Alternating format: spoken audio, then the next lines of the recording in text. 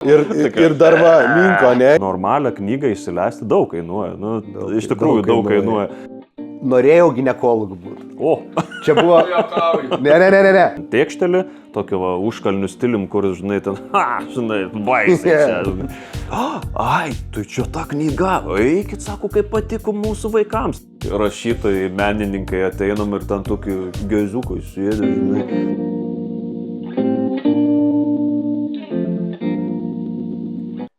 Tai palauk, aš parodysiu mūsų škacas, va irgi mėgsta va tokias. Oi, bet koks didelis. Taip. Kur, va taip, labai mėgsta ištiesti letanas, palauk dar. Bet jums tai įveislinis? Ne. Palauk, kur čia. Vilniaus Lenciuginis. Va. Taip mėgsta mėgoti. Gandis irgi šitą daro būna. Ir dar va, minko nejaučiu visą laiką pyragus. Bet aš nesu matęs, mes kiek esam turėję katinų, kad va, taip būtinai kokia viena letina ar abi letinas, va taip, va, žinai. Nu, ta prasme, žinai, dažniausiai būna katinai, tai va taip susideda, žinai, jo, ir tokia, o čia tokia, žinai. Spalaidavęs. Jo, Relax. visiškai. Relax FM, žinai. Relax FM. Sujungęs tai jau visas kameras? Galit pradėti. Ejau, Bauba Media. Segmentas būna visko. Šiandien pas mus svečiuose Virgis Šidlauskas. Vaikų rašytojas. Atlikėjas. Kaip žanrai vardintum savo? Oi, aš norėčiau įvardinti alternatyvių rokų, bet žinau, kad ko gero net... Pasiginčytų kažkaip. Jo, labai šiais laikais apskritai tai nėra jau žanras ar populiarus žanras ar panašiai. Bet, na, aš kažkaip iš tų laikų norėčiau, žinai, kur vis dar pripažįstam žanrą. Taip. Ir taip pat esi IBI draugijos narys, tarybos ir valdybos narys. Tai mes šiandien susirinkam pasikalbėti ir aš jau tau minėjau, kaip norėčiau viską panagrinėti. Tai yra tas įdomus dalykas, kad visi mes vaikystėj, paauglystėj turim kažkokius hobius, ką norim padaryti, bet dažnai būna tai, kad paleidžiam tai gyvenime ir tai nulekia. Tai nėra paslaptis, kad tau dabar yra 41 metai. Taip. Pirmąją knygą vaikams tu išleidai 2015. 17. 15 parašiau, jo. 17 išleidai. Tai čia realiai prieš 7 metus. Taip grubiai. Taip. Bet šitą aistrą tu rašyti jau atradai paauglystėj. Oi, dar seniau. Aš tiesą sakant pradėjau rašyti, kaip tik išmokau rašyti, pradėjau rašyti. Pasakojimus kur? Pirmoji klasė jau pradėjau ir pirmoji klasė, na, aš tik nusižiūrėjęs nuo sesers, mano sesuo viena iš seserų vyresnė 2 metais yra ir ji buvo pasigaminusi iš piešimo popieriaus tokią knygelę, batuotų katinų motyvais, man patiko, nusižiūrėjau ir padariau savo variantą. Aišku, mano variantas toks buvo, žinai, ten daugiau piešinių, daugiau, ta istorija tokia jau ne visai batuota katinas, bet va, kažkaip man labai patiko ta idėja. Ir aš paskui kažkaip pradėjau vis daugiau tokių va knygelių daryti, jas dažniausiai matydavau aš pats tik tai, net tėvams nerodydavau, arba, kartais ten, žinai, jeigu taip pasisekdavo kažkam pamatyti. Toks buvo grinai savo, žinai. Savo. Jo, ir hobis. Jo, visiškai buvo toks, nežinau, išsiliejimas gal negali sakyti, bet tiesiog toks, savęs kažkoks realizavimas. Tai aš visą laiką dažniausiai daugiau dėmesio skirdavau iliustracijai, nupiešdavau iliustraciją ir šalia, kažkaip įvesti į kontekstą šiek tiek teksto, žinai, bet tas tekstas, aš čia kažkada žmonai rodžiau, tie tekstai tokie, kažin ar vis dėlto įvesdavo į kontekstą, nieko tu ten nesuprasi iš to, jeigu... Padrikė? Visiškai padrikė ir ten, kartais galbūt ten tiesiog tuo metu apie ką galvodavau, tai atrodydavo aktualu, natūralu, o paskui nesupranti kodėl, kaip ir panašiai. Kame visko ištakas. Taip. Tai aš labai nuo seniai pradėjau tą, bet iš tikrųjų darydavau, savo. Savo, grinai. Bet aš žinau, kad tu būdamas 12 klasiai. Tuo momentu iš tiesų išleidai savo pirmąją knygą. Jo, ir net ne, palauk, Net ne 12, 11. net ne 12, jo, 11, man atrodo. Kuraganas vadinas. Kurganas. Kurganas. Jo. Man atrodo, jo, 10, man atrodo, kaip 10 sakau, 10 klasėje, kai buvau pradėti rinkti tekstai, o paskui pasirodė kaip 11. Nu, jeigu neklystu. Ir jų, jeigu aš neklystu, 51. 50 vienetų tik tai yra, tai toks nedidelis. Vieną aš turiu. Nedidelis tiražas, bet kažkada čia mes, senokai jau kalbėjom su vienais pažįstamais, sako, irgi padovanojau knygą, žinai. Ir sako, bet jaučiasi, kad jaunų, taip, labai jaunų žmogaus nepatyrusių, žinai, parašyta, man tai dabar ir gėda, tiesą sakant, į tuos tekstus žiūrint, nes oi, ta prasme, raitosi ausys skaitant pačiam ir dega skruostai. Bet, žinai, suprantu, kad tuo metu tai man buvo... Čia yra labai kūrybinis svarbus akcentas, atkreipdėmėsi, koks amžius tuo metu kūrėjo buvo, tai iš toj vietoje irgi, manau, labai svarbus dalykas. Ir aš netgi, pavyzdžiui, apie tą pačią knygą, tą pačią pirmąją, dabar jeigu turėčiau galimybę bent grįžti atgal ir pasirinkti kūrinius, kuriuos dėčiau, tai aš dėčiau kitus kūrinius tenai, kurie negu kad... Taip, dabartiniam akimis tikrai buvo geresni, bet... tuo metu man atrodė, kad ne, čia faini, čia kokių siaubų, čia kaip gerai, žinai, ir dabar skaitau ir taip galvoju, nelabai taip gerai, žinai. Bet, dar pagrįžtant prie tos knygos, bet ten tokių buvo truputėlį ir toje knygoje, nežinau, perliukais gal nepavadinsi, bet tokių galbūt nebūdingų, nes aš dažniausiai tuo metu ten buvau užsivežęs ant siaubo apsakymų ir ten tiražavau vieną po kitų. Bet buvo tokių ir įdomesnių, kur, pavyzdžiui, vadinosi Tankų įspūdžiai ir buvo pasakojama kaip iš tankų perspektyvos, kaip jis dalyvavo Antram pasaulinėme kare, kaip jis ten pakliuvo į mūšį ir, ta prasme, rinkausi medžiagą iš istorinių knygų ir tarsi bandžiau įsijausti kaip į kokį gyvą personažą tanką. Tai toks, nežinau, kodėl taip sumaščiau, tokia mintis šovė. Jo. Ir tarp kitų ir dar viena istorija buvo apie, kuri vadinosi Gulbės prie Malaizijos palmės, kur buvo apie Malaiziją, kur aš gyvenime nebuvau daug labai neįskaitęs apie ją, tai taipogi skaičiau, kas ten kaip ir, tiesiog paskui fantazija mano buvo apie tokį monstrą, kuris iškildavo iš bangų. Bet labai įdomus dalykas, kaip paauglys jautėjai atsakomybę kūriniui, darėjai jau researchą, kad nebūtų tiesiog, Malaizija, bus Malaizijai. Tu padarėjai, įsigilinai, kad gyvesnis kūrinys būtų. Jo, nes, matai, mano patys pirmieji kūriniai buvo tokie, kaip čia pasakius,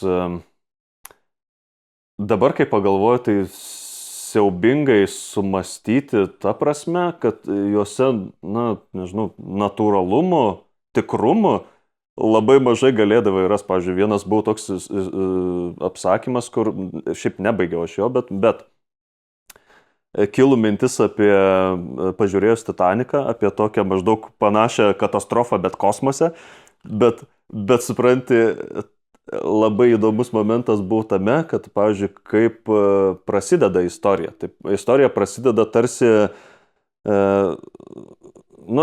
suprasčiau, jeigu, tarkim, ta ateitis, kurią aš vaizdavau, kad ji būtų tokia, kur, tu išeini į savo kiemą ir ten stovi koks nors aparatas, su kuriuo gali nuskristi į Mėnulį. Tada okei, žinai.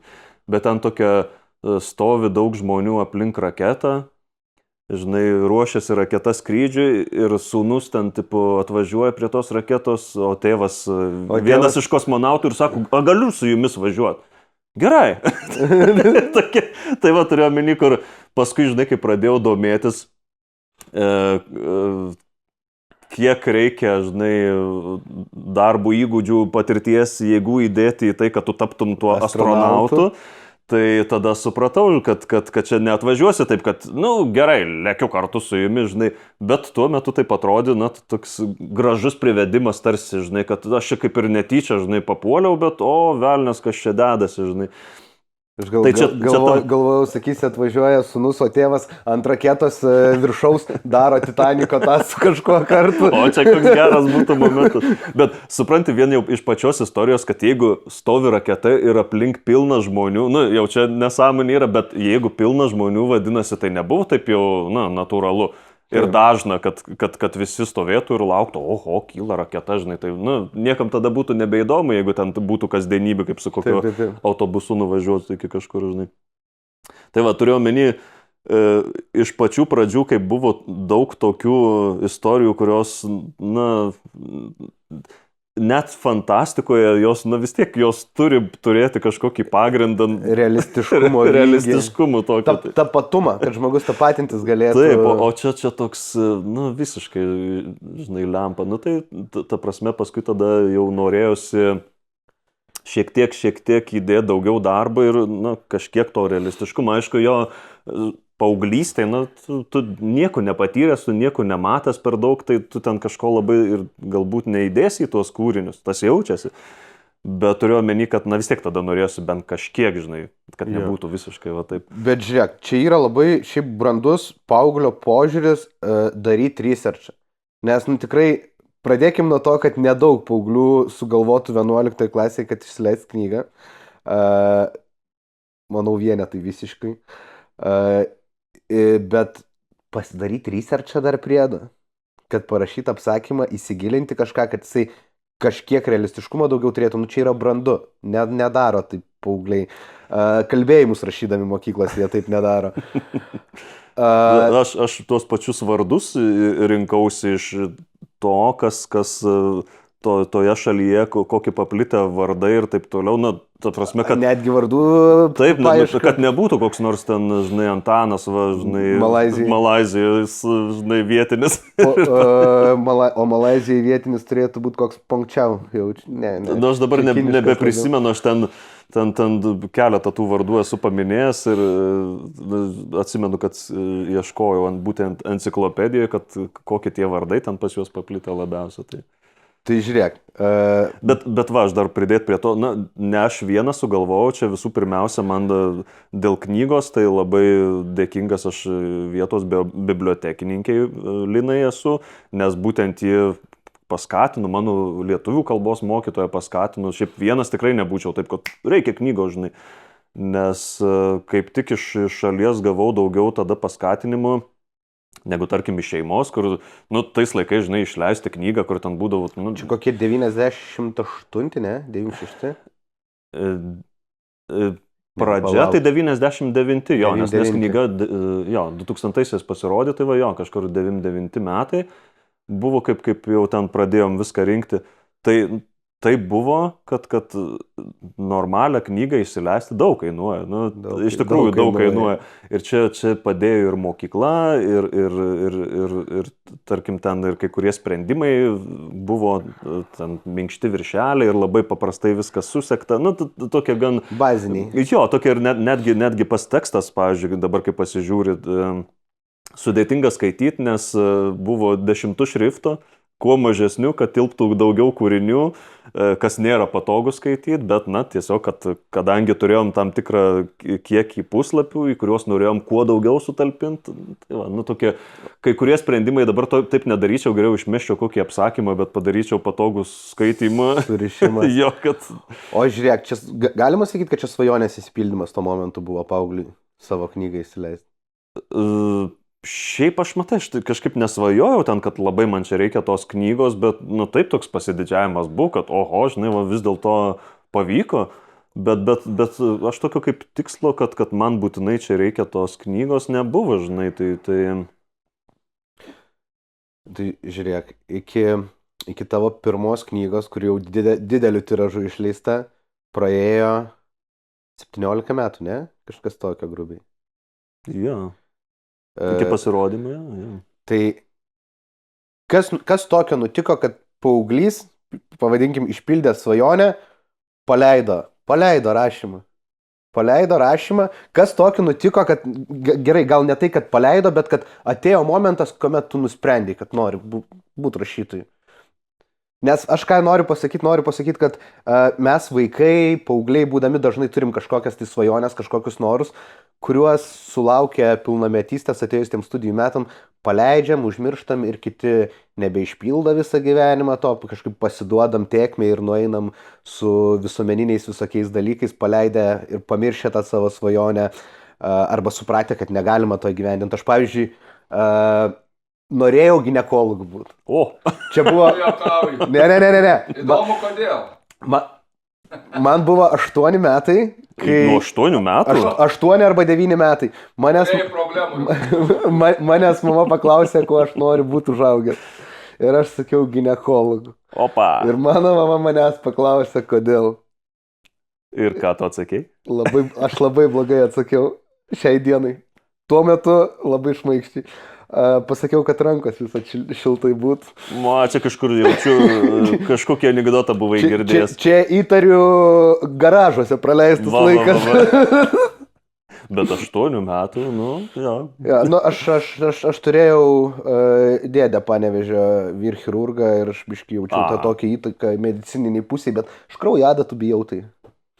Bet čia jau čia neišvengsi, jeigu į tą pusę suksi. Tai kas tokio nutiko, kad ar atradai iš naujo rašymą, ar nusprendai, kad nori eiti link svajonės, kaip? Kaip pametei, kaip atradai? Tiesą sakant, pamečiau, man paskui vieni bičiuliai pasakė, sako, bet kaip tu čia, sako, kreipi taip dėmesį, žinai. Esmė buvo tokia, galbūt net, nežinau, pačiam savo sąmoningai neišartikuliuota, žinai, viena moteris pasirodžius tai knygai, kad sako, Virgis susireikšminu, sako, jau įsivaizduoja, kad čia rašytojas yra, žinai, čia ir taip toliau. Ir man kažkaip, kaip paaugliui, taip labai stipriai kirtų per smegenį, žinai, kad... Galim sakyti, kad visuomenė uždusino svajonę.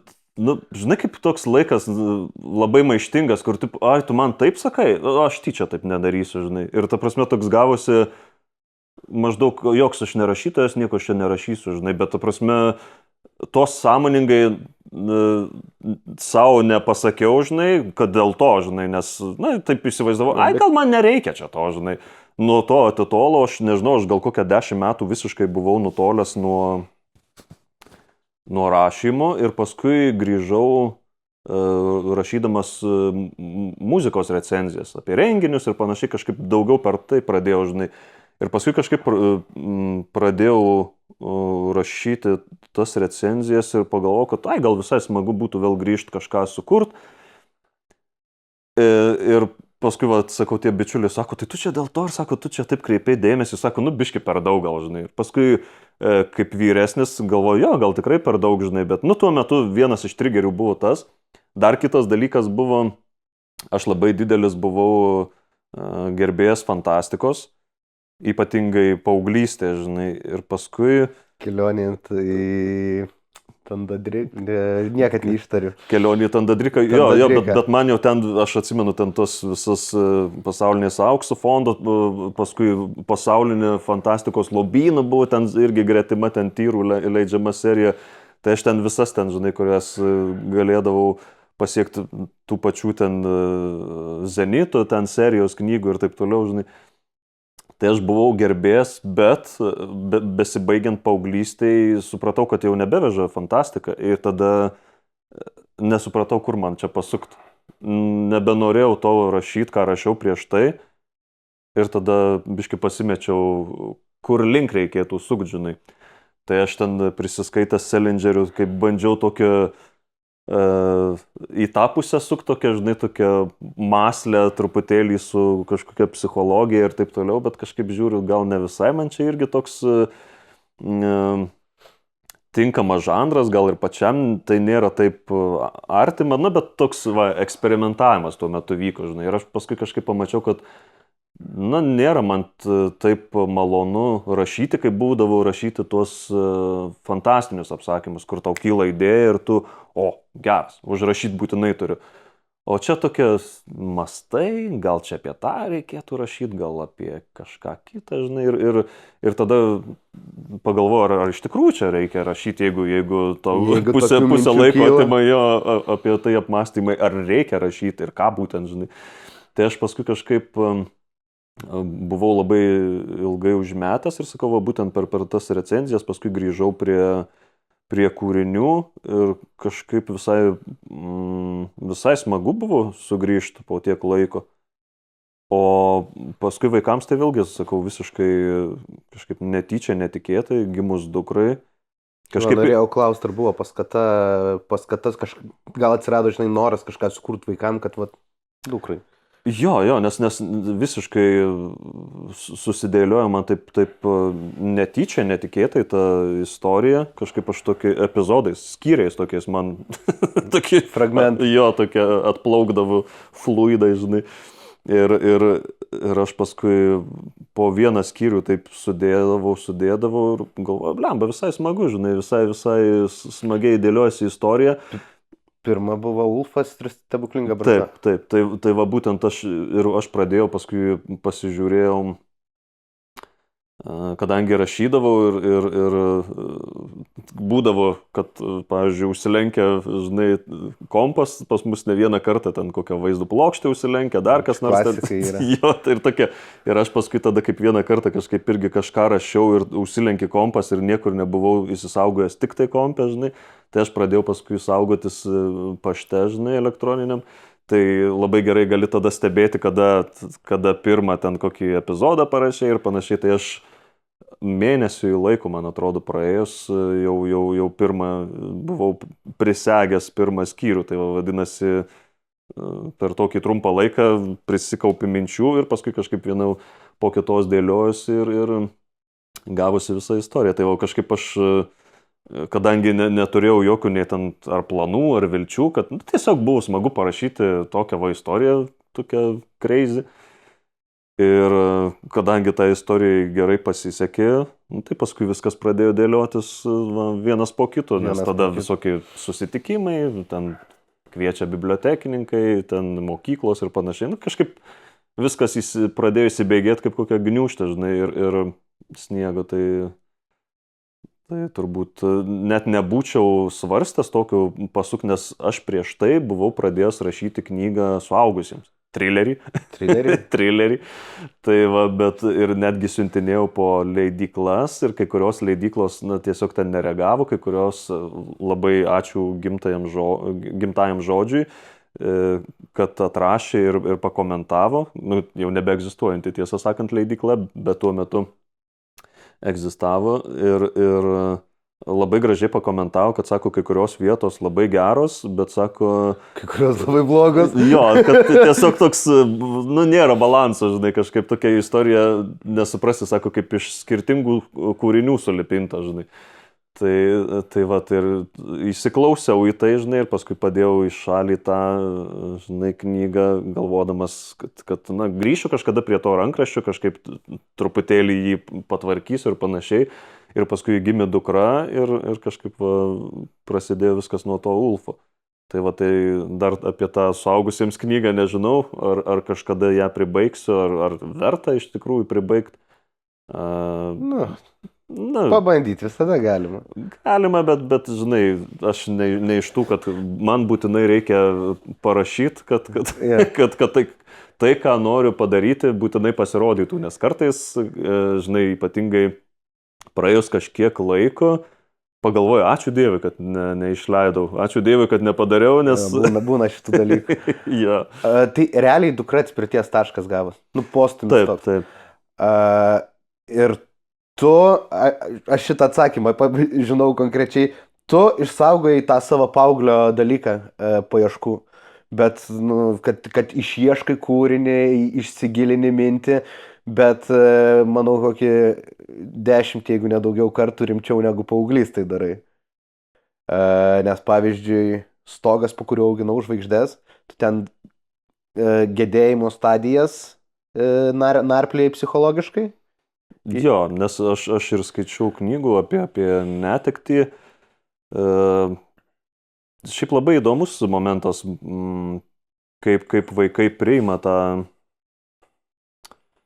netekties momentą, netekties turiu omeny nebūtinai, kad kalbam apie mirtį, aš iš pradžių... Bet čia būtent vaikų susitaikymo... Taip, Okay. tos stadijos visiems būdingos, ta prasme, ne Nu, visi... nes žmogus Jo. tipažinė būtybė vis tiek. Ir nebūtinai visi išgyvena viską tokią tvarką, nebūtinai visi išgyvena visas tas 5 stadijas, gali būti peršokimai arba paskui vėl grįžimai kažkokie, bet esmė tokia, kad yra, tarkim, tos visos stadijos. Ir man šiaip įdomu buvo labai iš tos pusės, kad aš pats save prisiminiau, kaip, pavyzdžiui, mano mirimo čiūti, man buvo gal... Aš 7-okas buvau, tai kiek čia man 13 gal kokiu metų buvo. 13-12. Tai mane irgi labai stipriai paveikė, nors jau toks paauglys, kaip ir turėtum čia suprast, koks pasaulis aplinka, čia viskas ganėtinai baigtina yra ir taip toliau. Kažkaip mane sukrėtė labai tas momentas ir nežinau, kažkaip turbūt susiejau su savo dukros kai kuriais klausimais, nes būtent toks amžius buvo, kai pradėjo klausinėti, o kas čia, bet sako, jūs tai nepaliksit manęs, jūs čia visą laiką būsit su manim ir taip toliau. Nu, jautrus tokie labai momentai, žinai. Prisiminiau save va tokio amžiaus ir kažkaip paskui vėlgi tai pačiai dukrai užmetus tokią mintį apie žinai, lietų viduje namų, nes man kažkaip labai toks pasirodė įdomus momentas, kad ji prie manęs priėjo su skėčiu, įskleidė skėtį, sako, turime mes dabar slėptis po skėčio. Aš galvoju, čia toks žaidimas, sakau, dėl ko mes turim slėptis, žinai, sako, dėl to, kad lyja. Ir kažkaip man taip labai užstrigo, iš pradžio aš nieko apie tą mintį per daug giliai nekapščiau, bet paskui galvoju, jeigu taip pavertų situaciją, kad, pavyzdžiui, nelaukia tave pasitinka visokie iššūkiai ir kažkokie kataklizmai, o grįžus namo. Jo, ir ta prasme, dažniausiai taip įprasta, kad namai yra ta vieta, kur tu pasikrauni, kur tu pailsi, kur atgauni visas jėgas, o jeigu būtų atvirkščiai, žinai, tu grįžti ten, o ten siaučia pūgos, lyja lietus ir neturi tu tos ramybės, žinai. Ir paskui kažkaip va taip žingsnis po žingsnių man dėliojosi tos idėjos, paskui pradėjau apie tas netektis domėtis jau plačiau iš mokslinių straipsnių, iš knygų ir kažkaip netgi turėjau aš iš pradžių mintį, kad ta knyga būtų baigusis liūdniau, bet paskui pagalvojau, kad gal per tamsu šiek tiek ir pagalvojau, kad užtenka gal to paminėjimo, kad senelis serga.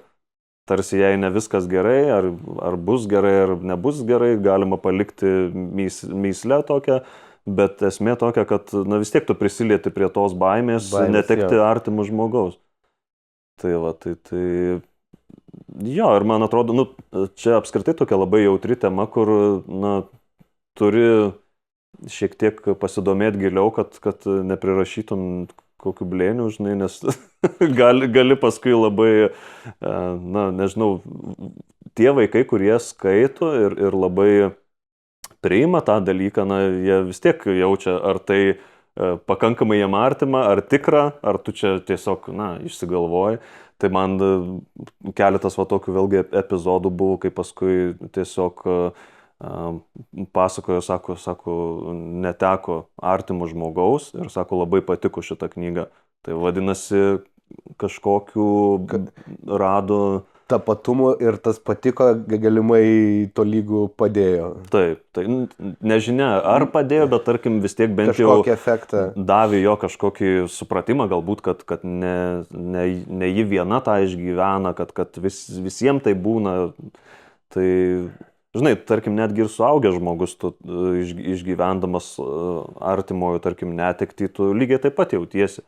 Pasimetęs, sutrikęs, išgazdintas, susiduri su tuo, kad ir pats esi laikinas ir kažkada ir tau lygiai taip pat baigsi, žinai, tai čia daug labai tokių jausmų, tik tai kaip suaugęs tu sugebi kažkiek tai apeiti ir taip jautriai akis į akį nesusiduri su ta baime arba neleidi savo susidurti. Čia aš manau yra du etapai, žinai, kur tu supranti kitų laikinumą kažkuriuo, nu jau gal ne paauglystė, suaugėlio gyvenimo pradžioje kitų laikinumą supranti ir tada ateina kitas momentas, kai supranti savo laikinumą. Taip. Nes yra tas jauni jaučiamės nepažeidžiami.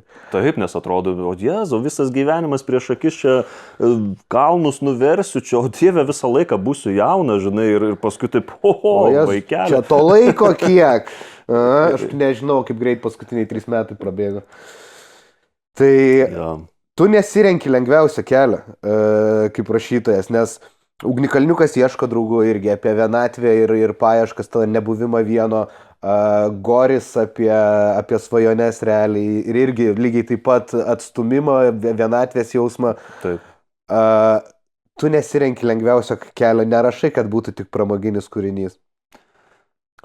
Pramoginis man iš viso, ta prasme, man patinka nuotykiai, man, pavyzdžiui, patinka tokios knygos kaip Ulfas ir kur arba Kornelijus. Vandrebelis. Jo, kažkaip man smagu, nes aš prisimenu, kad pats ką patirdavau, kokius jausmus skaitydamas nuotykinės knygas, labai įdomu būdavo sekti visus tos įvykius ir ten kaip nutrūktgalviškai viskas rutuliojasi. Man tas smagu, bet na, vien tokią literatūrą rašyti kažkaip man toks... Norisi žinutę perduot kažkokią. Jo, nes ir plus, gerai, tų nuotykių tu gali išgalvoti, išmastyti daug ir įvairių, bet galų gale, nuotykis, tai yra nuotykis, jeigu neįdedi jokios žinutės, ką tu nori tuo pasiekti. Na, vėlgi, kaip imant bet kokios... kūrinius, dažniausiai per kelionę kažkoks suvokimas, per tą patirtį, per tą nuotykį kažkoks suvokimas turi ateiti, nes jeigu tu tiesiog išėjai, patekai į įvykių sūkurį ir grįžai nieko nepasikeitęs, tai koks tikslas buvo šitos kelionės, tai man atrodo tas pokytis svarbus, nes būtent tuo pokyčiu parodai, ką tau ta kelionė davė, nes, žinom, kad iš savo gyvenimų žinom, kad kartais tos kelionės netgi ir gali būti labai duodančios daug apmąstymų, bet mes tų apmąstymų galim ir nepasimti, arba tuo metu nepasimti, galbūt po kokių 10 metų sakysim, bet čia matai, kiek daug čia galėjom, žinai, pasisemti, bet nepasisėmėm. Jo, paimi ir kitom akim pamatai, kaip su Mažuoju princu, nes yra tas... Aš pastebiu, aš dabar paskutiniu metu vis būna paimu senai skaitytas knygas ir kitoms spalvom atrodo. Jo, ir visiškai ir pamatai, kad ten yra sluoksnis gilesnis, kurio tuo metu būdamas vaikas tu neužčiuopiai, tiesiog taip giliai nesikapstei, bet va tas ir labai smagu, tai man kažkaip, nežinau, man norisi truputėlį tų gilesnių minčių, kad tai nebūtų galbūt ir tokia vien tik tai vaikų auditorijai skirta, nes būna kartais tikrai sako, kad ir tėvai skaito, tai dar smagiau yra. Tampa šeimos kūriniu, su kuo tėvai gali diskutuoti apie vaiką. Jo, su vaiku apie vaiką. Taip, kur gali pasisemti visi, tarkim, visa šeima, jo, nebūna, kad tai, čia tos pasakos, žinai, čia apie princus, princesės ir taip toliau, jau, žinai, o čia kažkokia, bet ir ten, aišku, yra tų labai svarbių žinučių, žinai. Bet turiu omeny, kad ten, kur tik tai pramogos, nežinau, čia lygiai taip pat kaip koks, nežinau, muzikos stilius, ten koks yra pop, tarkim, neimant kitų ten žanrų, yra pop ir yra popsas, kur, ta prasme, visiškai nelygia verčiai dalykai, kur tarsi ir neša tą patį, bet vieni tai daro kokybiškai, kiti tiesiog dėl pramogos, kad, žinai. O žiūrėk, buvai ką tik neseniai užsiminęs apie knygą Kornelijus Vandrebelis. Aš žinok, ilgą laiką turėjau klausimą, kurį vis pamiršdavau tavęs paklausti. Kornelijus Vandrebelis. Labai labai skambus pavadinimas. Vardą įkvėpimas iš Žano Klodo Van Damme atėjo, ar iš kur? Ne. Kornelijus Vandrebelis egzistavęs iš tiesų asmuo, kuris... Čia tikra persona? Taip, kuris pirmasis sukūrė pirmąją povandeninę valtį. Povandeninę valtį. Tai va, žiūrėk, kur, sakai, nuotykių kūrinys, bet vis tiek su faktais. Taip. Tai nežinau, man kažkaip norėjosi susisieti, žinai, su tuo faktu. Ir, na, šiaip man tas kūrinys nėra toks, dabar jeigu aš dažniausiai savo kūrinių nebeskaitau, nebent reikia, na, va, pavyzdžiui, kaip kokį Ulfą, kaip dabar baiginėjau 3 dalį, na, man reikia šiek tiek prisiminti, ką aš ten buvau prirašęs, kad nebūtų kur nors jo truputėlį kokių susikirtimų, kur aš nebeprisimenu tiksliai, ar tai įvyko, o galbūt neįvyko, žinai, o pasirodo įvyko, žinai, knygoje, tai ta prasme, aš perskaičiau vėl iš naujo 1 dalis, kad labiau būčiau kontekste, žinai, kad vėl būčiau to istorijoje, nes vis tiek, na, nemažai laiko praėjo po pirmų knygų ir kai kurie dalykai pasimiršta, ką parašei, ką norėjai tuo pasakyti ir panašiai. Tai man, pavyzdžiui, Kornelijus, aš dabar viską ten labai kitaip daryčiau, kitaip keiščiau, žinai, bet tuo metu, kai parašiau, man atrodo viskas smagu, pati istorija tokia pilna nuotykių ir tarsi ir ta žinutė apie karą, šiek tiek apie ekologiją vėlgi atrodė svarbi ir kai kurie galbūt nuotykiai, kurie švarę pelkę. Jo, kurie nutraukdavo nuo to, žinai, pagrindinės minties galbūt atitolindavo, tai neatrodė tokie labai jau čia blogi. Nu, faina, vis tiek, žinai, reikia šiek tiek atskies, žinai. Tai va, bet dabar visai kitaip daryčiau, bet čia aš manau, kad daugam taip atrodo ir su muzika, ir su bet kuriuo čia, aš manau, žanru čia, kur praėjus kažkiek metų pastebi, kad dabar matai visai kitaip ir greičiausia darytum visai kitaip, bet dabar. Bet dabar. O rašymo blokas dažnai būna? Nebūna, kad, tarkim, darai paieškas, temą gilintis ir bedarant paieškas tiesiog užsiblokuoja viskas? Man tiesą sakant, blokas tai buvo pagrindinis po Ulfo. Pirmo ar antro? Po pirmo Ulfo, jo. Nes aš tuo metu... Bet tu ten greitai Ugnikalnių kalniuką paskui labai... Tai čia buvo visos knygos Ugnikalniukas, Kornelijos buvo parašytos po Ulfo ir visos buvo 15-16 metais, tai dar prieš pasirodant pirmai knygai. Tai tos istorijos buvo parašytos, paskui tik tai netgi antra Ulfo dalis šiek tiek buvo pradėta po kažkiek ten laiko. Bet aš ją vėl ten tiesiog užmečiau, o paskui jau kaip jau reikėjo knygos, tada pabaigiau, bet visos po to buvusios knygos man tokios truputėlį buvo, kaip čia pasakyti, turėdavau mintį, ją pradėdavau, bet labai lėtai vyščiau. Nu, tarsi nenoromis.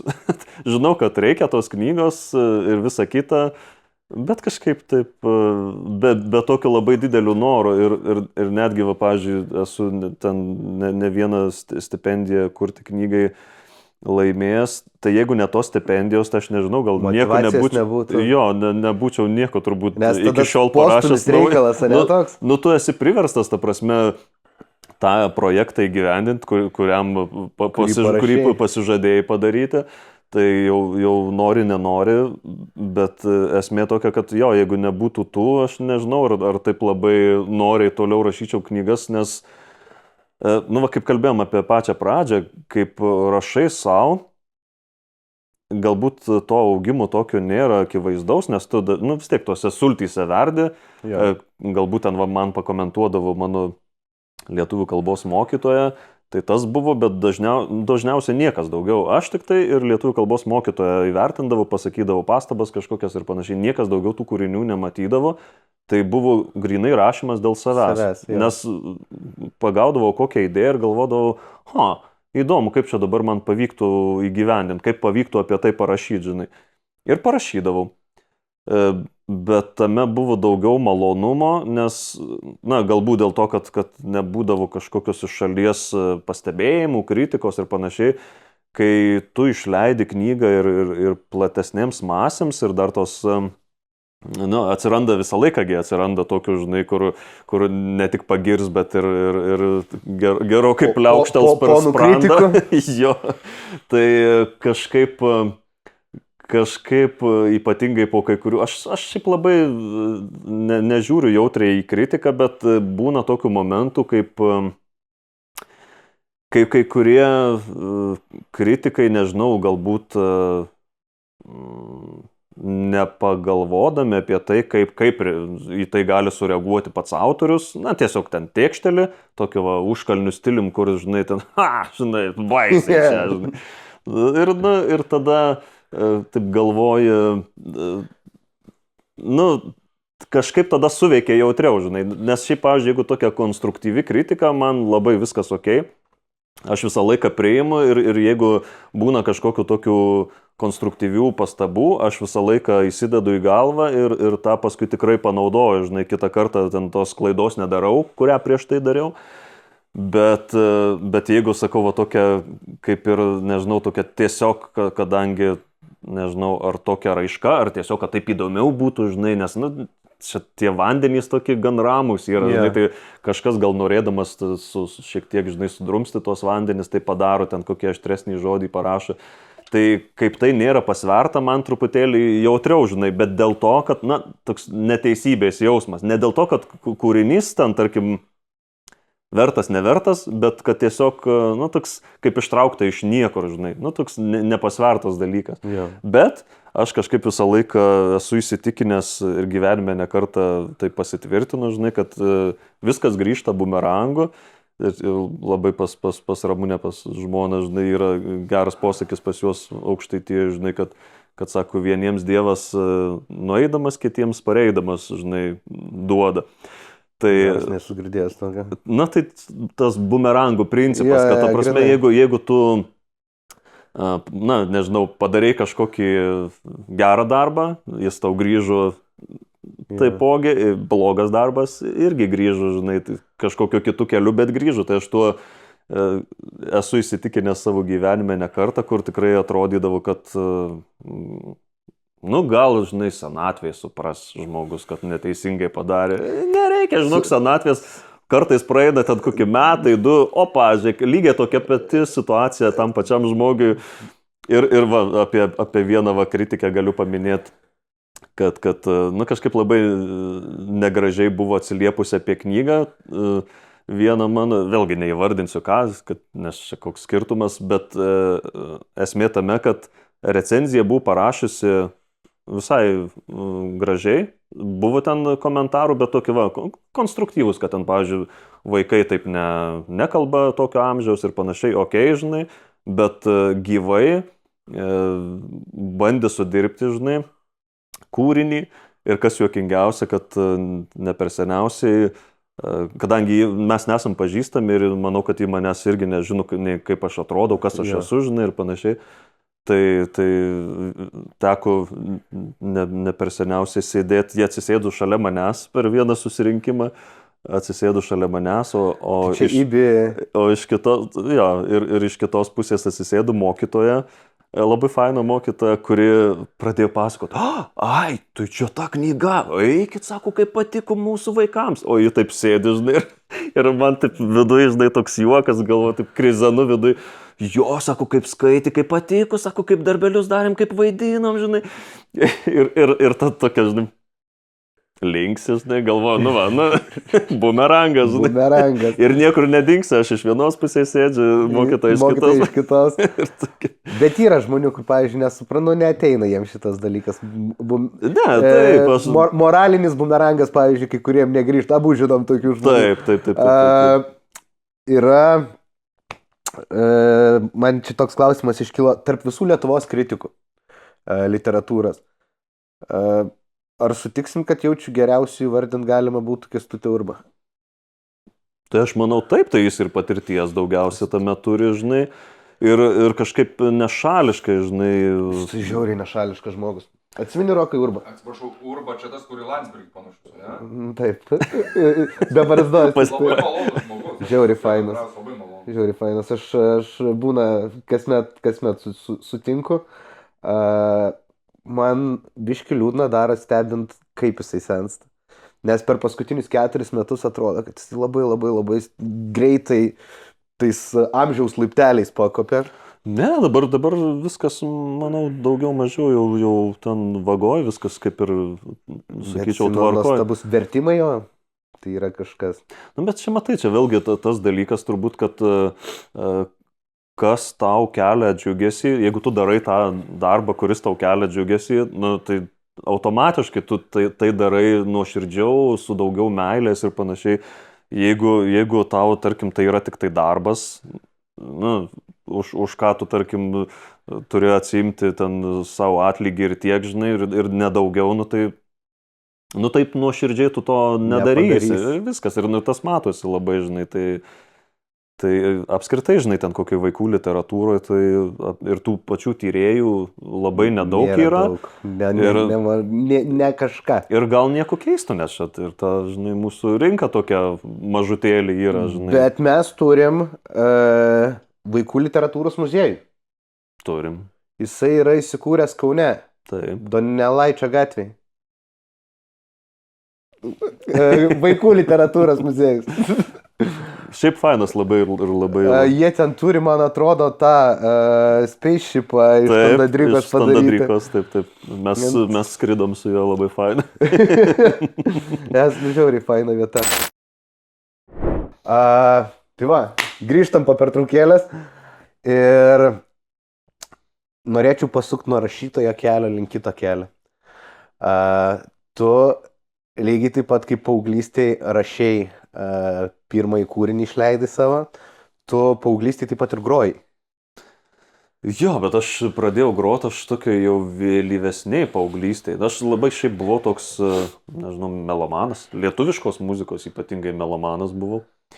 Visą lietuvišką muziką tuo metu buvau perklausęs, kas tik tai pasirodydavo, kas įmanoma, ja, ir netgi ir tas baisesnes, nes toks alkanas buvau labai muzikai. Bet pats pradėjau groti, aš taip jau vėlyvoj paauglystėje, jau ten bebaiginėjant mokyklą. Turėjot bendą? Jo, paskui susirinkom grupę ir šiaip visai, jeigu būtume turėję daugiau ambicijų ir nesisukę tam pačiam mažam rate, tai gal būtume kažkur šiek tiek... Labai svarbus dalykas iš tiesų. Taip, nes taip gavosi, kad mes savo pačių ten sultyse virėm ir plus... gal tas ambicijų trūkumas, žinai, aš toks kaip ir buvau, aš kurdavau dainas, aš stovėdavau prie mikrofonų, tai aš toks kaip ir lyderis turėjau maždaug būti, bet aš toks, gan toks kuklus, nedrąsus, O lyderiui reikia... O lyderiui reikia... Rimbo ir lenciūga. Taip, tokia reikia pramuštos, tai aš taip galvoju, tarkim, žinai, labai... Iš dabartinės perspektyvos, aš ir dabar, pavyzdžiui, kai pradėjau įrašinėti dabar vėl po kažkiek laiko muziką, dabar jau jaučiuosi tvirčiau, suprantu, dėl ko tai darau ir tada kažkaip norėjusi tą daryti, bet nebuvo to tokio, ne tai, kad motyvacijos, tokio pasitikėjimo savimi, kad galėčiau už visą grupę eiti per sienas ir viską, žinai, būdavo ten grupės nariai, žinai, gal čia tiek to, gal ir tiek to, žinai, kur, tiesiog blemba, gal darom ir padarom, žinai. Paleidžiu. Nes, žinai, tas toks momentas, kaip vienas turėjo ambicijų kažką daryti, o kiti ten, bet šiaip faina, mums čia tą laiką praleidži, žinai. Bet dabar važiuok 9 valandą, kaip tik geras filmas, tai gal jau skirstumė, žinai. Tai toks... Nežinau. Laikas kaip ir geras, bet filmas. Bet filmas, supranti, laukia, žinai, tai va... Rembo 3. Jo, tai kur... Žinai, ta prasme, tai va tokie išsiskiria, žinai, tie norai, žinai. O kažkaip aš visą laiką jo tokia... O tai kelių pametį. Ar pametį dar Gelgaudiškai būdamas, ar jau išvykęs studijuoti? Ne, aš nebuvau taip, kad visiškai pametęs, tik tai kurį laiką mes buvom, negrojom, nebuvom vėl kartu, žinai, ir toks aš vienas kažką ten, žinai, pagrodavau, nuvarydavau į kokį koncertą, žinai, kažkur kažką, tokie labai reti ir spontaniški, dažniausiai būdavo, žinai, o paskui kažkaip mes, čia gal po kokių 10 metų, vėl susijėjom su buvusiu tuo metu būgnininku, kuris tapo bosistu, mes tada jau tokie dviese, toks kaip duetas pasidarėm, žinai, įsijungdavom ritmų mašiną, žinai, jis su bosu grodavo, aš su gitara, žinai, ir mes kažkaip va taip, žinai, po truputėlį judinam. Paskui buvo prisidėjęs prie mūsų buvęs Angies, irgi tokio paganiško metalo, žinai, jo būgnininkas. Tai jis, žinoma, būgnininkas buvo dar labai senais laikais, kai pats ten dar mokėsi, žinai, tai čia jau grįžo toks jau gerokai vyresnis, žinai, bet kažkaip mes smagiai visai buvom suėję. Kas liūdniausia, kad kaip pradėjom atrasti tą jau ir skambesį ir jau kažkaip sulipti vieną su kitu, nes, daug laiko tam reikia. Ir kažkaip kaip pradėjom sulipti vieną su kitu, turiu omeny daug laiko, kai tiek va to laiko ir teskiri, žinai. Taip. Tai kai pradėjom sulipti, kažkaip viskas vėl va, taip pabiru ir supranti, man tas va visą laiką būdavo, kad aš kliaudavausi grupę, kad ten, tipo, blemba, bet, žinai, kaip užnugarį turi, kažkaip pačiam drąsiau, žinai. Ja, sunku iš grupės komandą išlaikyti. Taip. Čia yra ir darbas, ir kartu dar žmonės turi tarpusavę labai stipriai. Taip. Ir paskui kažkaip aš taip vieną, antrą, trečią kartą taip pasimokai, kad blemba, gal geriausia vis dėlto vienam, žinai, tada, nes, žinai, ką padarysi, žinai, ko nepadarysi, žinai, ir nebus taip, kad, davai varom, žinai, ir nepavyksta, žinai. Tai čia, galiu va į tą pačią temą, kadangi jau čia pradėjau. Galiu papasakot, kaip mes vieną koncertą pačioj pradžioj turėjom, čia 2000 gal pirmais metais. Baisiai seniai. prieš 20 kelis metus. Tai vienu žodžiu mus pakvietė pagroti vienos mokyklos renginyje ir moksleivių. Ir vienu žodžiu mes turėjome pasirodyti. Bet mūsų bosistas tuo metu dirbo, nes aš buvau jauniausias iš visų grupės narių, o būgnininkas su bosistu jie buvo bendraamžiai, bet jie keliais metais už mane vyresni. Yeah. Tai jis dirbo Marijampolėje ir turėjo grįžti. Ir mes taip laukiam, sako, tai jūs jau čia grosit. Bet mes laukiam dar bosistų savo, žinai. Ir nuvažiuojame, mes jau ten turėjo gal 2 autobusai pasirodyti. Laukiam to vieno autobuso, niekas neišlipa. Velnė, žinai, nuvažiuojam dar, žinai, ir taip žiūrim, ir taip, blemba, kaip fainai būtų vis dėlto užlipti ant tos scenos, žinai. Nuvažiuojam jau ten paskutinis autobusas, nes jau ten turėjom mes pirmi pasirodyti, mus nukėlė į patį galą, nes dar tikėjomės, kad vis dėlto atvažiuos atvyk. Ir gavosi taip, kad neatvažiavo ir mes tokį nusivylę grįžom, bet taip stovim, žinai. Ir man taip būgnininkas, žinai, kumštį į šoną, žinai, sako, blemba, bet tai gal, sako, davai, surizikuojam, sako, pagrojam, žinai. Bet sakau, tai kaip mes čia dviese, žinai. Be boso. O ten vietinė grupė, žinai, sako, tai davai, sako, tai ko jūs, sako, tai va, sako, pas mūsų bosistas, sako, prisijung, sako, tai va, pažiūrės, ką jūs čia grojat, žinai. Džemas bus. Normaliai, žinai. Ir mums tai pasėjo tą mintį ir mes, blemba, aš kažkaip taip, man nesinori, žinai, nes toks, tipo, pirmas pasirodymas ir toks beryšio, žinai. Bet paskui kažkaip, žinai, sugriešėjom vis dėlto, žinai, ir sakom, davai, lipam, žinai. Bet vietinė grupė jau, žinai, kadangi jau įsibėgėjęs vakarėlis buvo, užlipam ant scenos, bosistas jų, palauk, parodyk, ką tu čia groji, žinai, ir toks jau visas, toks šiltutėlį, žinai. Skamba kaip muzikantų duona. Jo, ir žinai, ir vieną mes turėjom gabalą, kuris grynai kvadratas buvo 4 akordai per visą dainą, tai ten tik tai stebėk maždaug, ką būgnininkas daro, bet realiai niekas ten nesikeičia per daug, žinai. Tai jis tai pasižiūrėjo, aš jam parodžiau, žinai, tuos akordus. Okei. Ir pradėjom groti ir žiūriu, taip visai fainai, žinai, nors ten nei jokių monitorių nebuvo, ten save girdėjai, kiek atsimuždavo garsas į sieną, žinai. Kiek parlėkė. Jo, ir viskas, žinai. Bet vis tiek kažkaip fainai, man tas žiauriai va įsiminė, kad pati pradžia, žinai, to, nes ten publikos nebaisiausiai daug buvo, bet viena pana, žinai, užšoko ant scenos, žinai, man taip mikrofonas pradėjo, nes jis pradėjo šokti, užšoko ant scenos ir pradėjo ten, žinai, nuogas pilvas, čia man, žinai, rock'n'rollas toks, žinai, mikrofonas va šitaip, ir aš čia stengiuosi dainuoti ir neįsimuš tuo pačiu, žinai, Iš ritmo? Dantų. Ai, dantų. Dantų įsimuš. Ir supranti, ir dar klausau, ką groja, nes tas atsimušantis garsas toks, žinai. Padrikas. Jo.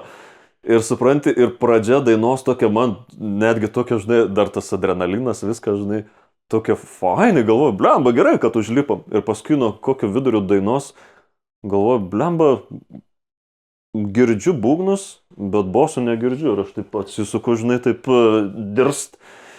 Žiūriu, bosistų nebėra, bosas padėtas ant kėdės, o bosistas išgaravęs, žinai. Tai turbūt nusprendė, kad, ai.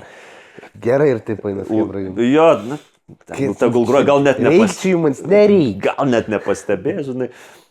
Tai kažkaip mes pabaigėm tą gabalą dviese su būgnininku ir paskui mes taip susižiūrim, sakau, blemba, tai kas, sakau, dabar darom, žinai. Nu, davai, dar pagrojom, žinai. Tai dar turėjom vieną coverį, kuris irgi 4 akordais buvo, žinai. Ir vieną ten truputėlį jau šiek tiek su variacijom, žinai, bet pagrojom dviese, tiesiog va kaip duetas. Nu, kas paskui vėliau pasirodo visokių White Stripes arba ten, žinai, Royal Blood, ten kokie dabar jau mados reikalas dviese groti ir panašiai. Jo, tai bet tais laikais, žinai, nu ir su 2 instrumentais, su 3 instrumentais, žinai, kaip mes dar tokie labai grojikai, kur ten, žinai, praktiškai varydavai viską power akordais, žinai, ir jokių ten soluočių nieko, žinai, nu tai toks... Nepjaustai? Ne, tiesiog... Tai, žinai, toks ganėtinai paprastas dalykas buvo, bet kažkaip sugrojom, žinai, ir visai tokia euforija buvo, kad visai, nu blemba, visai rock'n'rollas toks, žinai, bet, žinai, nežinau, ar vertėjo, nu gal vertėjo vien iš to prisiminimų, kad pačioj pradžioj, va, toks atrodo, žinai, rock'n'rollas buvo. Ja, yra šitas. Kiekviena iš tų akimirkų realiai tokių gyvenime, nu, jinai verta to sentimento ir nostalgijos. Tai žiūrėk, buvo toks etapas, tada nebegrojot. Ir tu, būdamas rašytoju, pradėjai rašytojo duoną suderinti su grojimu. Atsirado pas tave grojimas renginiuose per knygų pristatymus.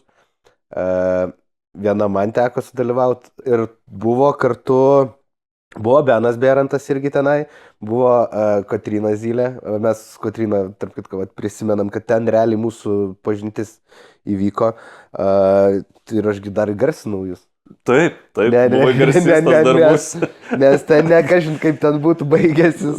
Jo, tokia situacija. Man irgi buvo įdomu patirtis, Pjūklo niekad nebuvo garsinės. Tai nežinau, kas garsina, tiesą sakant, turbūt mažai tokių žmonių, kuriems tenka tokia galimybė. Nes atsimenu, įsitraukė Kotryna Pjūklo ir aš toks... Ką dabar bus įdomu. Jo. Ir man atrodo, jūsų buvo, ne? Ten pirmas toks irgi tada pasirodymas, kaip... Grupės jaučiu reiktų sakyti, nežinau, gal pavadinimą užpipinti, nes nežinau iš tokių knygų vaikai. Taip, nes paskui mes, dabar jeigu nepainioju, ar kitą dieną, ar po poros dienų, ar po... Gal kitą dieną, man atrodo, turėjom pasirodyti jau tam festivalį. Jo. Nu, kam ir ruošėmės, tai čia toks kaip ir, na, šiek tiek apšilimas jam buvo. Nes čia, jūs kurį laiką prabuvot visi krūvoj? Ai, ten toks, žinai, ten toks, taip. O tu vienas iš kūrėjų buvai, ar kaip įvyko susiformavimas? Šiaip aš Tomui buvau pasiūlęs, kad mes galėtume kaip duetas, žinai, būti. Aš gročiau gitarą ir ten, tarkim, dainuočiau, jis repuotų ir panašiai. Mano tokia idėja buvo. O paskui paaiškėjo, kad Benas irgi kažkada yra muzikavęs ir grojęs grupėje. Na ir tai tiesiog, va, taip prilipu ir tai... Tomu buvo mintis, kad suburti grupę, o ne duetą, nu, ta prasme, platesnį tokį. O aš prie to grįžt norėčiau, kad va, kaip mes buvom sugrįžę va, su grupe ir mes įrašus buvom pasidarę, bet tuos įrašus, na, tie įrašai tokie gavosi, mums fainai buvo studijai, bet... Čia su bosistu ir būgnininku. Mums fainai buvo studijai, bet mes norėjom ir rezultato. Tas rezultatas gavosi toks, švelniai tariant, nevykęs, ne tai, ko mes norėjom, na, visiškai ne tai, ko norėjom. ir mes niekur tų įrašų nepublikavom, tai aš tuos įrašus turiu, bet jie tokie, turbūt nebepataisomi, nes nebėra nei tų failų, manau, kad kažkas galėtų juos iš naujų sutvarkyti. Tiesiog reikėtų Ar įmanoma atskirti jau subendrintus takelius? O kam to reikia? Va, klausimas, man atrodo, kad gal ir nereikia. Galima tiesiog bendrą pašlifuoti. Bendrą pašlifuoti? Manas jūs padarys. Nu, tiesą sakant, ten matai. Dėl įdomumo, rokai įdomu jaučiu būtų, ne? Žinai, kaip ten velnė, žinai. Tai, turiu omeny, mes buvom šitos įrašę ir ką aš norėjau pasakyti, kaip jau pradėjom labiau sulipti ir dar turėjom porą gabalų įrašyti, jau kaip ir planavom. Ir tie gabalai jau po velnių, jau mano akimis, ir ne tik tuo metu, bet ir dabar aš kaip pasiklausau senų tų repeticijų įrašų, žinai, žiauriai smagiai skambėjo. Ta prasme, buvo jau tokie kompleksiškesni, žinai, tokie sudėtingesni ir tuo pačiu drive tokio turėjo.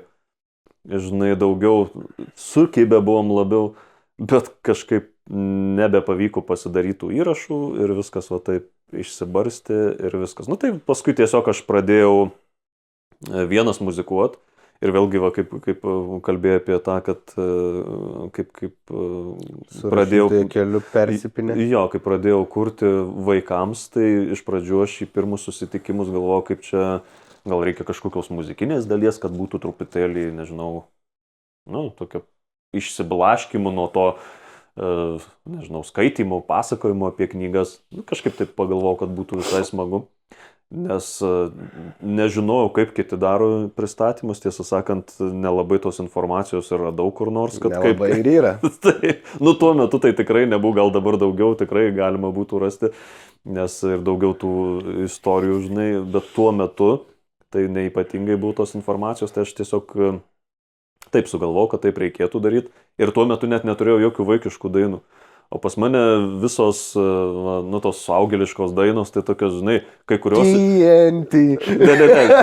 Kur, žinai, kai kurios iš tos vėlyvos paauglystės, iš jaunystės, kur, žinai, visokie liūdesiai, žinai, visokie ten, čia būtis, nebūtis, ten mirtis. Standartinis ilgas kelias turbūt, ne? Tai toks, tiesiog, žinai, kur, ką tu vaikams padainuosi apie tai, kur ten, kaip čia sunku, kaip čia liūdna, viskas, žinai, koks pasaulis sumauta, žinai. Tai tokio man dar reikėjo atsirinkti, ką aš čia galėčiau tokio nekalčiausio, žinai, padainuot, kur nebūtų kažkokių labai niūrių tokių potekščių. Visada galima biplaną ant zelmutę. Ne, aš kažkaip norėjau savo, žinai, tai paskui kažkaip porą tokių dainų atradau, visai jos ten suveikė ir aš taip paskui pasižiūrėjau, kas tose dainose kabina vaikus ir paskui pagalvojau, kad vis dėlto reikėtų konkrečiai jau vaikams pradėti rašyti. Tai va, sakyk, atsiprašau. Ne, tai va, turėjau omeny, kad tada pradėjau ieškoti temų ir pagalvojau, kad, ką aš čia dabar nežinia, apie ką man dabar čia vaikams dainuoti, nežinau, kuo domisi vaikai, žinai. Galvoti reikia apie savo paties knygas rašyti, apie jų personažus, žinai, kas ten vyko ir panašiai. Ir tiem, kas skaitė tapatumas automatiškai. Taip, automatiškai gaunasi, arba plus ten paskaitai, žinai, kažkokią ištrauką, arba nupieši personažą ir sakai, o dabar padainuosime apie tą personažą ir bus truputėlį aiškiau, žinai, apie ką mes čia kalbam. Yeah. Tai va, tiesiog viskas taip natūraliai susidėliojo. O tai dabar visi kūriniai, kuriuos įrašinėjai, jie yra grinai vaikus orientuoti, ar jie yra jau tas artisto kelias? Ne, dabar ką įrašinėjau, tai čia mane, aišku, spaudžia žmona, sako, įrašinėk vaikams dainą, sako, nes jie tikrai jas klauso ir panašiai. Bet kažkaip man dabar toks periodas, kaip aš noriu truputėlį tas suaugėliškas dainas, kai kurias visiškai senas prikelt naujam gyvenimui, taip, duoti naujas aranžuotės, tai aš dabar su tom suaugėliškom, bet norėtųsi man ir tas vaikiškas prie jų kažkada prieiti ir įrašyti visą albumėlį, nes šiaip realiai jau tiek susikaupę jų yra, kad... Tu įrašinėjai... Turėsiu klausimą. Gerai. Tu įrašinėjai pas Germantas Korį, ne? Jo. O to norėjau klausyti. Pas ką įrašinėja? Pas ką įrašinėjai, kur ir kas apdirbs tais? Pas Germaną įrašinėjo Germanas Korį, tai šiaip aš labai žavėjausi juo nuo senų laikų. Tai ir aš paskui sužinojau, kad jis, žinai, ir produsavimu užsiima, tai man labai visą laiką norėjosi pas jį, bet kažkaip man nedrąsu būdavo, nes nežinau, kaip čia, ar čia tvarkoju, ar čia padarysiu taip, kaip noriu. Tai kažkaip buvo tų tokių baimių, žinai, ir paskui va kaip įrašiau pirmą gabalą, kurį vėlgi, žinai, aš kaip pagalvoju dabar vis, kiekvieną gabalą vis kažkaip paprasčiau šiek tiek darosi, žinai, įrašyto, aš pirmą gabalą va sergantiems tamsa kaip įrašiau, pats per daug negalvojau, bet kaip nueini į studiją ir pasirodo, kad, žinai, tempas skiriasi, pavyzdžiui, skirtingų dainos dalių, žinai, vienas greitesnis, kitas lėtesnis ir pats, nu, žinai, kaip groju, tiesiog aš ten metronomu įsijungę, žinai, nefiksuoju tokio dalyko, bet tada paaiškėja, kad taip yra, žinai, nu ir tada turi, žinai, ten viską tvarkingai susidėlioti, kad neišsimuštum iš tų ritmų ir taip toliau. Tai va, buvo ta patirtis tokia, iš pradžių tokia kaip šaltas dušas, žinai, bet labai gera ir įdomi patirtis ir man faina, kad vis dėlto pradėjau tą daryti, nes mes kažkada vėlgi irgi kalbėjom, atsimenu, kad nu, žinai, surašymą, Dievas duos, žinai, akys ten matys, širdelį klibės, žinai, tai, nu, tu gali ten rašyti, nu, šiais laikais, tai nežinau, gal gali net ir nebūtinai rankomis rašyti, nebūtinai kompiuteriu, gali tiesiog garsų įrašus daryti, žinai, kažkokias idėjas.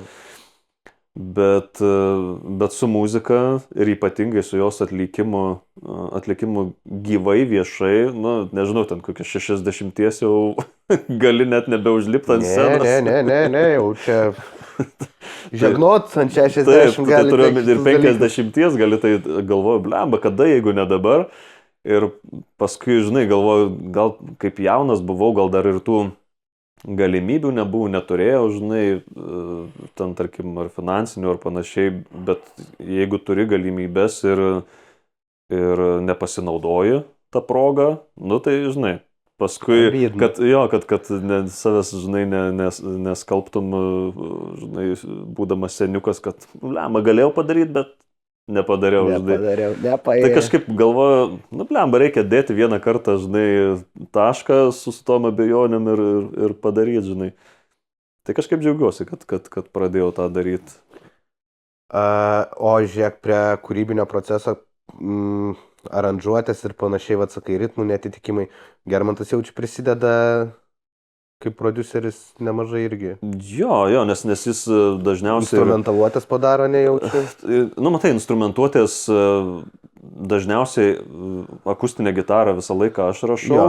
Elektrinės gitaras kai kurias jis padaro, jis bosus visus įrašo, būgnus jo, suprogramuoja ritmiką.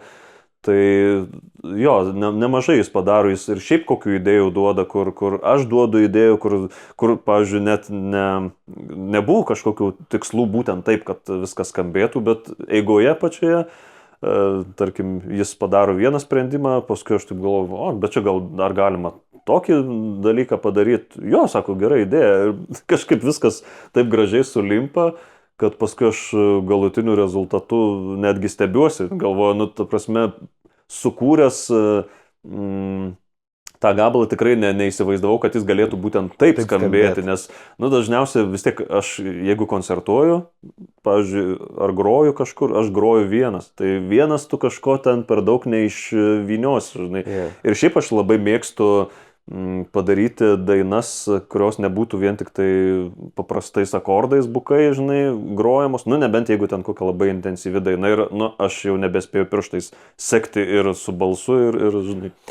Bet jeigu yra galimybė ir ten, tarkim, kokia lėtesnė daina, tai aš labai mėgstu visas tas dar instrumentuotės su viena gitara padaryti, kad neskambėtų taip tuščiai ir bukai. Tai va, bet kai kurių dainų, nu, tu tiesiog neįsivaizduoji, kad jos galėtų skambėti taip, nes jos tiesiog baziniai akordai, tavo balsas daugiau kažko neprigimdysi. Taip. O šiuo metu yra tavo kažkokių dainų jau paruoštų, apdirbtų kažkur internete, ar viską dar tik ruošimo stadijoje? Yra 2 dainos. Aš norėjau sakyti 4. Ne, dar ne 4. Yra Sergantiems tamsa ir yra Tavųjų rankų krantas. Tai tokios labai skirtingos. Viena tokia melancholiška, o kita tokia pakankamai ritminga ir melodinga netgi. Bet dabar 3 dainą, kur baiginėjom, ji bus rokava. Tai, šiaip ką, iš pat pradžių norėjau tokio, kad šiek tiek, tokia kaip ir kryptį visą laiką turėjau, kad būtų akustinės gitaros, nes nesinorėjau ten, kad būtų labai sunkiai ir panašiai. Norėjusi tą tokią švelnesnę, bet kažkaip su šitą jau nebeišėjo kitaip, nes tiesiog reikalauja pati daina, kad būtų daugiau jo tokios energijos ir žinai, tas sprogstamųjų užtaisų. O tik YouTube? Ne, yra ir platformose klausimų, bet aš pats, matai, mažai jomis naudojusi, bet šiaip yra ir visose tuose ir Spotify ir iTunesuose ten pakartoti ir taip toliau. Aš kažkaip svarsčiau, kaip apskritai, mano planas buvo, kad turėti 4 dainas, kaip EP, tokį mini albumėlį. Ir galvojau, kokiu čia, ar reikia kažkokio formato, iš pradžių galvojau čia kokį kompaktą, mes čia kalbėjom su vienu pažįstamu, kad gal galėtų po savo leidyklą kažkaip šitą apsiimti projektą vykdyti, bet paskui kaip matosi, kad tas kompaktas visiškai nuvytas jau formatas jo tokie, kaip ir nebėra dėl ko tai daryti. Tai nusprendžiau, kad šitas EP bus tiesiog skaitmeninis, tiesiog visose platformose. Šiaip dar Bandcampą reikia susikurti, nes vis kažkaip pritingiu, tai kad tenai irgi... Bandcampas, SoundCloudą. Taip, kad įkelti, turėti tenai, tai šitas toks, nes pats įrašas jis toks, gan eklektiškas, sakau, toks labai skirtingi gabalai. Ir pavyzdžiui, prieš tai įrašytas Tavųjų rankų krantas visiškai buvo netikėta, aš jau net neplanavau rašyti, bet mane pakvietė sudalyvauti IBI apdovanojimuose ir aš galvojau, ką galėčiau atlikti, kažkaip prisiminiau šitą dainą ir jos visiškai atlikimas buvo kitoks, ji buvo tokia lėta, tokia būtent iš to alternatyvaus roko laikų, tokiam žanre, žinai, kaip primena dar 90-ų ten galbūt vidurį. Ir nusprendžiau, kad kažkaip per lėta daina, bet šiaip galėtų būti. Ir tada padariau visai kitą aranžuotę ir paskui nusprendžiau, kad gal visai čia smagiai taip skamba, gal net reikėtų įrašyti. Tai va tokia, tie gabalai tokie sudėti, tarsi tokia ne visai... Perkurtas. Jo, tokia ne visai... kaip čia pasakyti, kryptingai visi į vieną vietą, žinai, tokie tarsi ir spontaniškai kai kurie. Tai, bet po to aš kažkaip tokia labai viltį ir norą turiu įrašyti visą albumą, kuris būtų vientisesnis ir konceptualesnis ir rokavesnis, prie ko norisi visą laiką sugrįžti. Tai va ir tik tai žinoma, kad kadangi pats įrašinėjo už savo pinigus ir finansus, tai gaunasi, kad tiek daug negali skirti, nes yra ir kitų dalykų, kuriems reikalingi. Tai va, bet va, lėtai po šito EP judėsiu link to tikslo, tai kažkaip va, manau, kad jeigu nieko blogo neatsitiks, jo, tai viskas ok ir tikslas, manau, bus pasiektas. Labai džiugu. Tai šią gražią gaidą išsikeltų tikslų, manau, ir pabaigim viską, nes aš dar turiu temų, kurias kažkada kitą kartą panagrinėsime apie tą pačią IBI, tarkim. Tai ačiū labai irgi tau, kad apsilankėjai. Ačiū tau. Ir kas čia, kokią savaitės dieną? Gerą sekmadienį. Visi Baubo Media, Contribui platformai galite rasti neviešinamo turinio. Dar pašnekėsim apie tai, ką buvo kažkas uždraudę, gal pavyks paviešinti. Ir gero jų laiko. Va taip, va. Važiuojam į pieną.